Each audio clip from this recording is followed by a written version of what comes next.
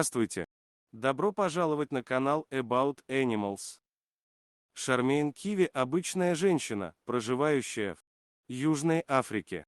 Ей 63 года, и она является владелицей таксы по кличке Джорджи. Песик появился в ее жизни внезапно и стал настоящим другом. И однажды благодаря питомцу Киви удалось спасти ребенка. Когда-то Шармейн взяла в свой дом пса, который находился в приюте и ждал хозяина. Новой владелицей рыженькой таксы стала обаятельная женщина, которая решила подарить ему любовь и заботу. Пес ответил ей безграничной преданностью и готовностью всегда быть рядом. Джорджи веселый и ласковый питомец, который обожает прогулки и не прочь порезвиться, бегая по дорожкам.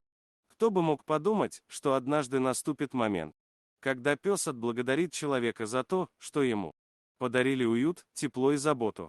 В один из дней Шармейн, как обычно, вывела питомца на прогулку. Пес радостно бегал, пока не добежал до водосточной трубы. Внезапно он остановился и принялся громко лаять. Собака явно нервничала, словно призывая хозяйку заглянуть внутрь. Удивленная поведением питомца, женщина приблизилась и вдруг услышала странный звук. «Наверное, кошка», — подумала Шармейн, но в этот момент ее осенила страшная догадка: это был ребенок, так как плач был слышен за бетонной плитой. Сдвинуть ее самостоятельно хозяйка собаки не могла. Именно поэтому она выскочила на дорогу, махая проезжающим автомобилем. Наконец кто-то из водителей остановился и вышел из машины, догадываясь, что нужна помощь. Спасителем оказался мужчина по имени Корни. Услышав историю о младенце, он без колебаний отправился его спасать. Слив был примерно 2 метра глубиной, но очень узкий. Поэтому водителю пришлось забираться внутрь ползком. В этот же момент на него набросилась колония красных муравьев, обжигая своими укусами, но мужчина терпел изо всех сил.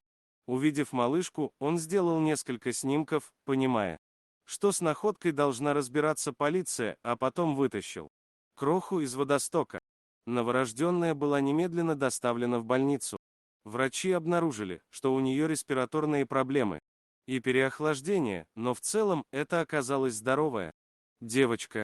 Было непонятно, как Грейс Эйприл, так назвали малютку, очутилась за бетонной плитой, ведь недавно родившая женщина вряд ли могла сама сдвинуть такую тяжесть с места. По словам врачей, девчушка поправляется и набирается сил, а полиция занимается поисками преступников, бросивших новорожденную. Ну а за спасение крохи следует благодарить, прежде всего, замечательную собаку, ведь именно она услышала плач малютки. Ну а мы желаем скорейшего выздоровления маленькой Грейс Эйприл и не устаем восхищаться удивительным чутьем славного пса Джорджи. Спасибо за просмотр. Подписывайтесь на канал, где вы найдете еще много интересного. А также ставьте лайки и пишите комментарии, что думаете насчет этой истории.